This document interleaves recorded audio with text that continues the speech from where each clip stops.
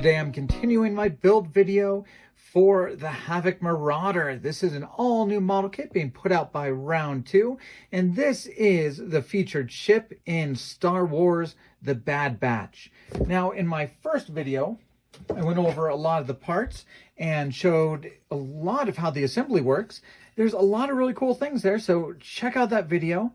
My favorite thing is really how this neck piece holds all of these pieces together very tightly with some interlocking tabs. And you can see the seams really do get covered up by all those pieces. So this is really just kind of snapped in place, and then I did put some glue over those parts as well. And you can see there's really no seams to worry about. They're all covered up by other pieces.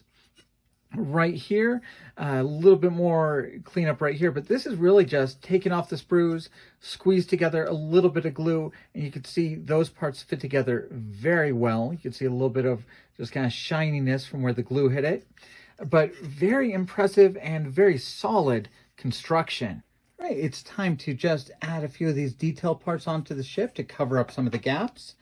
And this really will work pretty well, just kind of friction fitting and snapping things into place. It really does hold tight. All right, and you can see just a little bit of glue, and those seams really do just disappear. Along the back, it looks like we have a gunner's turret in two parts, and just a little bit of force to hold this together. And once you push that in, it is held securely, but I am doing that extra step right here of adding a little bit of glue.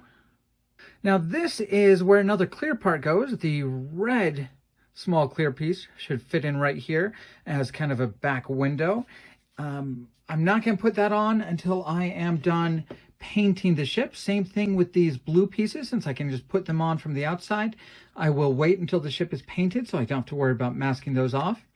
And this is just going to fit tightly along the back.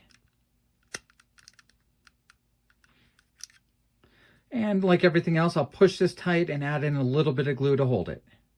All right, once again, you can see that it's such a good fit that once you add a little bit of glue, the seam that goes right across the top right here disappears. There's a seam here that cuts in and completely disappears with a little bit of glue.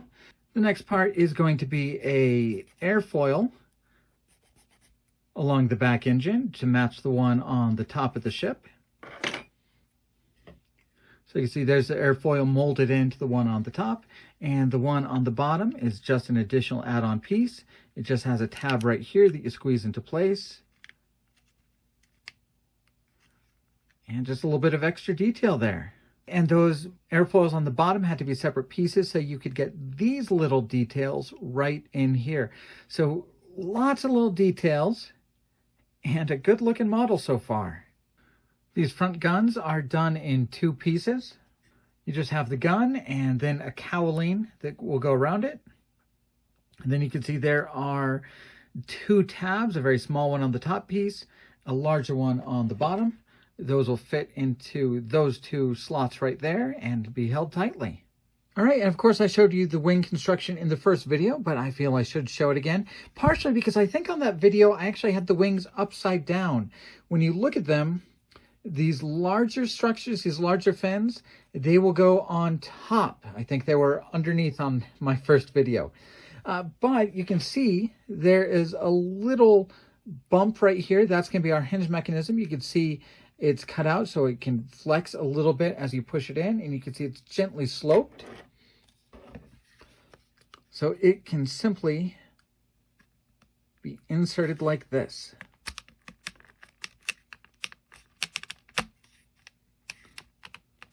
All right, and that is how the hinge works. And that we will not glue. We're going to leave that movable and posable. It's time to glue on our top wing. And just to be clear, I have watched a few episodes of The Bad Batch, and very good. Clearly, they know what they're doing. The first episode had cameos featuring people from Rebels, from Clone Wars, from the original movie trilogy. It was a good, solid start to the show. And I can see this ship is really flat out beat up in the show. Not just weathered, really beat up. And from the premise of the show, does not look like it will be getting any cleaner. So we're really going to have to make this ship pretty messy. Now looking at the paint direction, you can see there's lots of different colored panels, different grays, different tan colors, and they say weather it with teal. What I'm probably going to do is I think I'm going to paint the black sections of the wings first, mask those off, take the entire ship to gray, then paint these different colored panels.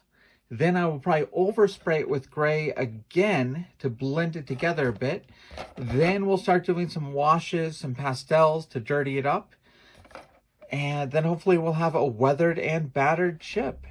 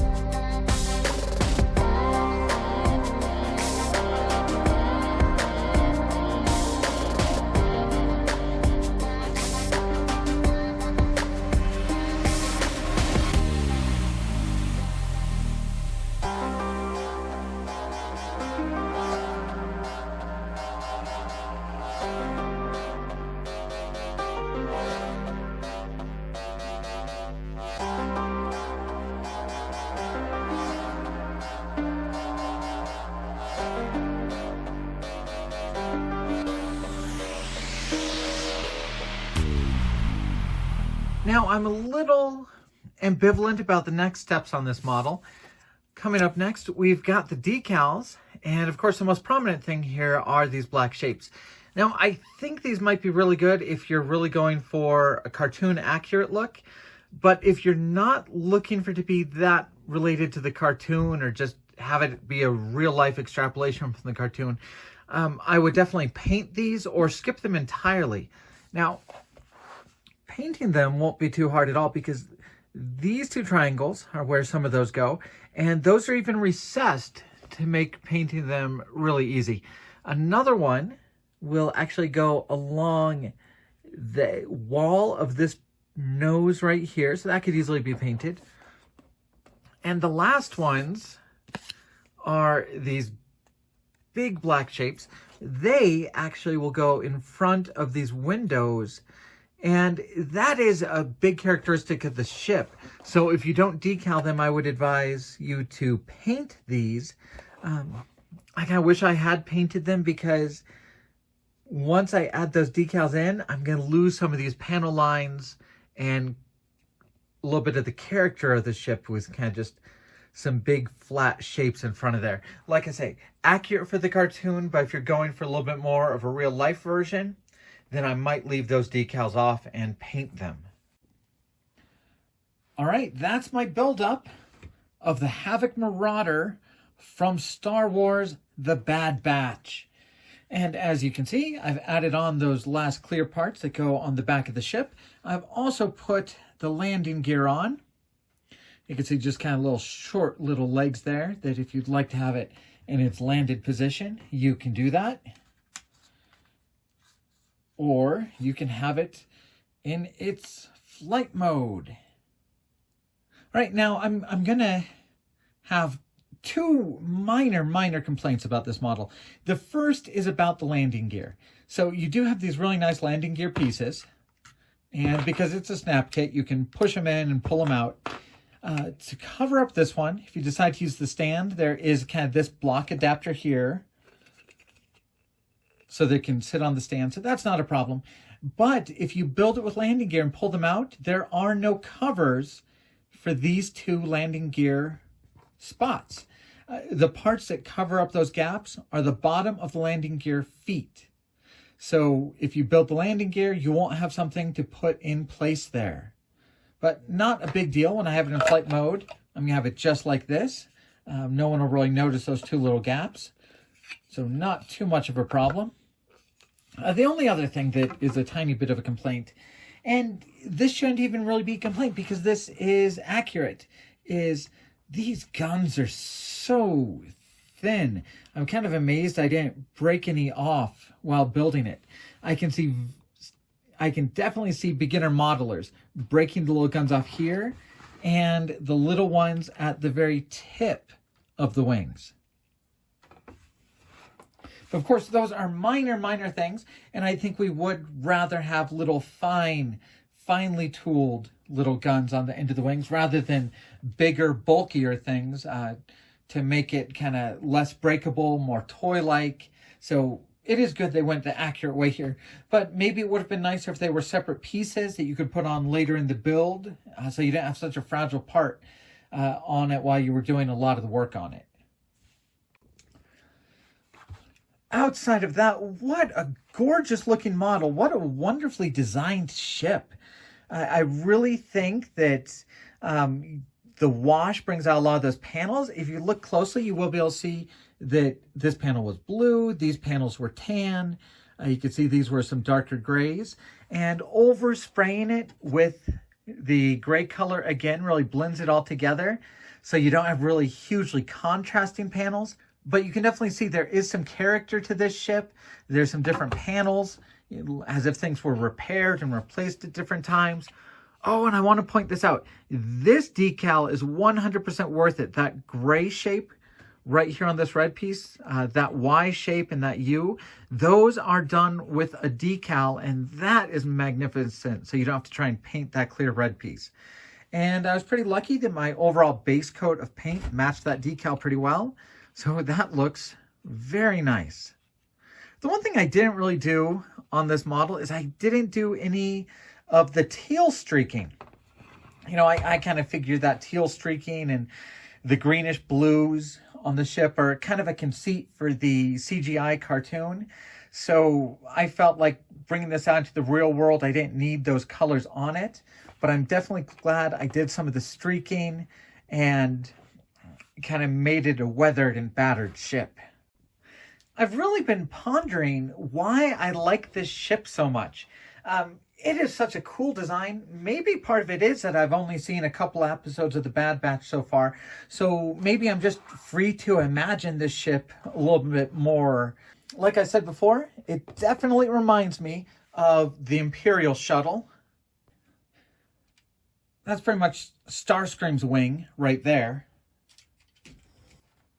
But also this really reminds me of like a Viper from Battlestar Galactica. You can see the similarities here with the 3 wings, kind of with its aggressive stance. And clearly based upon some of the more aggressive TIE fighters. But you know what this ship really reminds me of? And it took me a little bit to figure this out. It reminds me of a bird of prey. That's clear. This is a very Klingon ship. It's very aggressive. It has the same stance as the bird of prey, has that lower sloped wings. Bearing down on you, you would not want to see either one of these ships.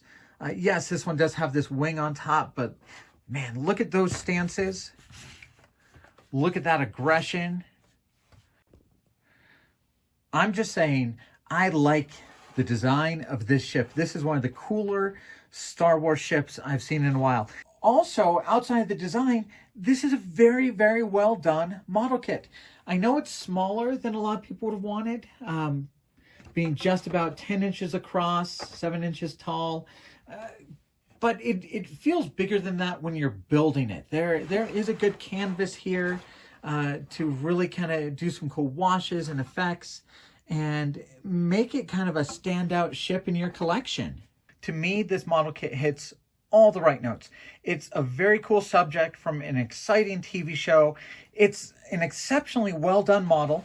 I think it could be bigger, but at the size it is, anyone's gonna be able to find space for this on their shelves. It's fun to paint. It's fun to weather. I can't remember being as excited about a model kit as I am about this one because of how unique, how well done it is, and how fun it is to do a cool paint job on it. So that's my review or rave about the Star Wars Havoc Marauder from the Bad Batch all new model kit by AMT. Thank you guys for sticking with the videos. I think coming up next, we'll be doing some more Star Trek models. But thanks for watching this one, and we'll be back soon.